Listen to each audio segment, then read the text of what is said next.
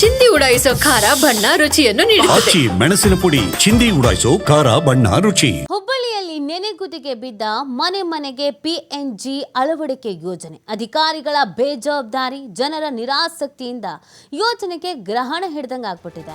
ಹುಬ್ಬಳ್ಳಿ ಧಾರವಾಡದ ಎಲ್ಲ ಮನೆಗಳಿಗೆ ಸಂಪರ್ಕ ಕಲ್ಪಿಸುವಂತ ಯೋಜನೆ, ಮನೆ ಮನೆಗೆ ನೈಸರ್ಗಿಕ ಅನಿಲ ಪೂರೈಸಬೇಕು ಅನ್ನುವಂತಹ ಯೋಜನೆ ಜಾರಿಗೆ ಬಂದಿದೆ.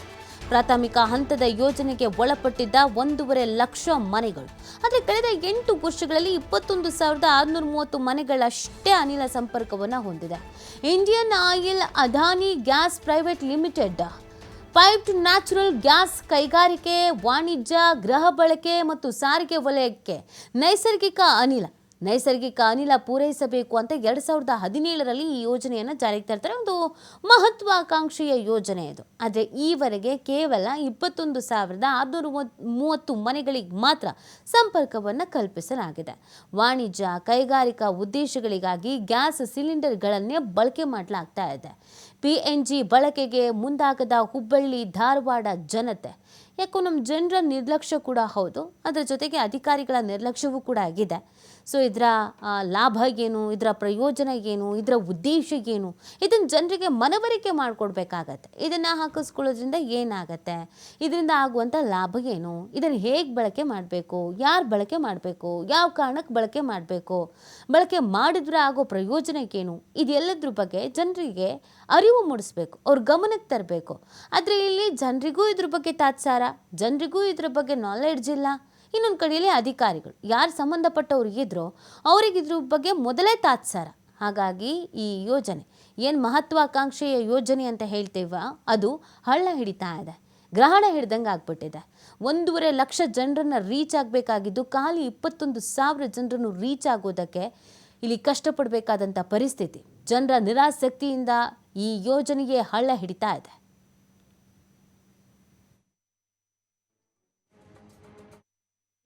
ಕಳೆದ 8 ವರ್ಷಗಳ ಹಿಂದೆಯೇ ಕೇಂದ್ರ ಸರ್ಕಾರ ಬಹಳ ಮಹತ್ವಾಕಾಂಕ್ಷಿ ಯೋಜನೆ ಅಂತೇಳಿ ಹೆಚ್ಚು ಪ್ರಚಾರ ತೆಗೆದುಕೊಳ್ಳೋದ್ರ ಮೂಲಕ ನಾವು ಜನಸಾಮಾನ್ಯರಿಗೆ ಅವರ ಮನೆಗಳಿಗೆ ಅನಿಲ ಸಂಪರ್ಕವನ್ನು ಮಾಡಿಕೊಡೋದ್ರ ಮೂಲಕ ಒಂದು ಯೋಜನೆ ಅನುಷ್ಠಾನ ಮಾಡ್ತೀವಿ ಅಂತೇಳಿ ಕೇಂದ್ರ ಸರ್ಕಾರ ಮಾತು ಕೊಟ್ಟಿತ್ತು. ಆದರೆ PNG ಯೋಜನೆ ಮೂಲಕ ಅನಿಲ ಸಂಪರ್ಕ ಮಾಡಿ ಮನೆ ಮನೆಗೆ ಗ್ಯಾಸ್ ಹಚ್ಚುವಂಥ ಒಂದು ಕೆಲಸ ಮಾಡಿಕೊಡ್ತೀವಿ ಅಂತೇಳಿ ಕೇಂದ್ರ ಸರ್ಕಾರ 8 ವರ್ಷಗಳ ಹಿಂದೆಯೇ ಮಾತು ಕೊಟ್ಟಿತ್ತು. ಆದರೆ ಈ ಮಾತು ಕೊಟ್ಟಂತೆ ಕೇಂದ್ರ ಸರ್ಕಾರ ಇವತ್ತು ತಪ್ಪಿದೆ, ಎಡವಟ್ಟಿನಿಂದ ತಪ್ಪಾಗಿದೆ ಅವ್ರ ಹತ್ರ ಅಂತ ನಾವು ಹೇಳಲಿಕ್ಕೆ ಇಷ್ಟಪಡ್ತಾ ಇದ್ದೀವಿ. ಯಾಕಂತಂದರೆ 8 ವರ್ಷಗಳ ಹಿಂದೆ ಅವ್ರು ಮಾತು ಕೊಟ್ಟಿದ್ದೇನೆಂದರೆ, ನಮ್ಮ ಹುಬ್ಬಳ್ಳಿ ಮತ್ತು ಧಾರವಾಡದ ಅವಳಿ ನಗರದಲ್ಲಿ ಕನಿಷ್ಠ 1,50,000 ಮನೆಗಳಿಗೆ ಅನಿಲ ಸಂಪರ್ಕವನ್ನು ಕೊಡೋದ್ರ ಮೂಲಕ ಈ ಯೋಜನೆಯನ್ನು ಸಂಪೂರ್ಣವಾಗಿ ಅನುಷ್ಠಾನಕ್ಕೆ ತೊಗೊಂಬರ್ತೀವಿ ಅಂತೇಳಿ ಏನು ಮಾತು ಕೊಟ್ಟಿದ್ದರು.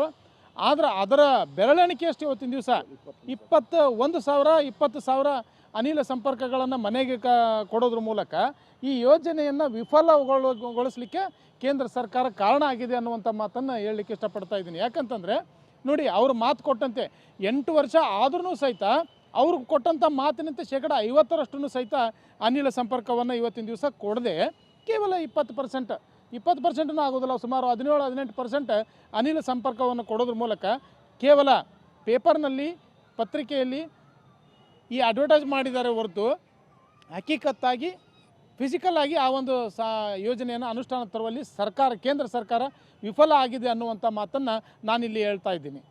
ನೋಡಿ, ಕಳೆದ 8 ವರ್ಷಗಳ ಹಿಂದೆಯೇ ಕೇಂದ್ರ ಸರ್ಕಾರ ಬಹಳ ಮಹತ್ವಾಕಾಂಕ್ಷಿ ಯೋಜನೆ. ಈಗಾಗಲೇ ಹುಬ್ಬಳ್ಳಿ ಧಾರವಾಡ ಅವಳಿ ನಗರದಲ್ಲಿ ಸುಮಾರು 25 ಲಕ್ಷ ಜನಸಂಖ್ಯೆ ಇರುವಂಥ ಊರಿದು.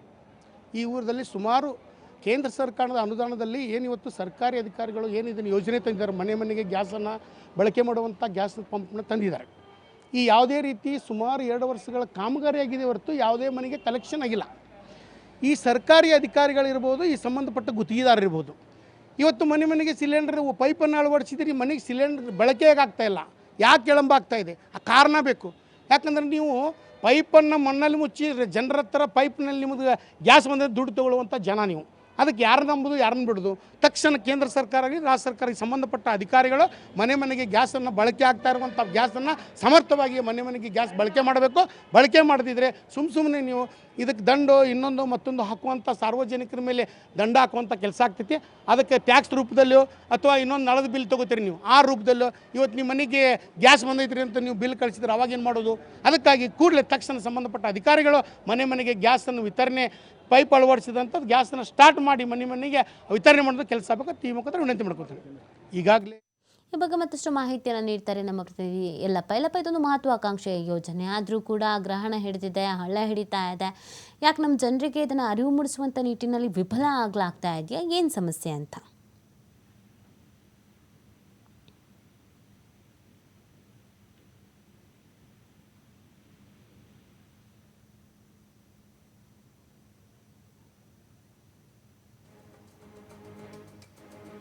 ಓಕೆ, ಸಂಪರ್ಕ ಕಡಿತವಾಗಿದೆ. ನೋಡಿ, ನೈಸರ್ಗಿಕ ಅನಿಲ ಪೂರೈಸಬೇಕು ಅಂತ ಈ ಯೋಜನೆಯನ್ನು ಜಾರಿಗೆ ತರ್ತಾರೆ.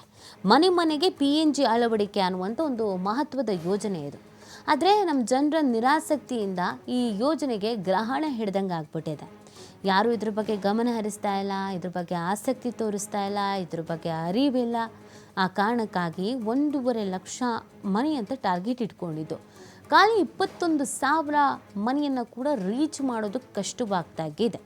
ಎಲ್ಲ ಮನೆಗಳಿಗೆ ಸಂಪರ್ಕ ಕಲ್ಪಿಸಬೇಕು ಅಂತ ಪ್ಲ್ಯಾನ್ ಇದ್ರೂ ಕೂಡ ಒಂದು ಕಡೆಯಲ್ಲಿ ನಮ್ಮ ಜನರಿಗೆ ಇದ್ರ ಬಗ್ಗೆ ಅರಿವು ಇಲ್ಲ, ಇನ್ನೊಂದು ಕಡೆಯಲ್ಲಿ ಅಧಿಕಾರಿಗಳು ಕೂಡ ಸೋಂಬೇರಿಗಳಾಗಿದ್ದಾರೆ.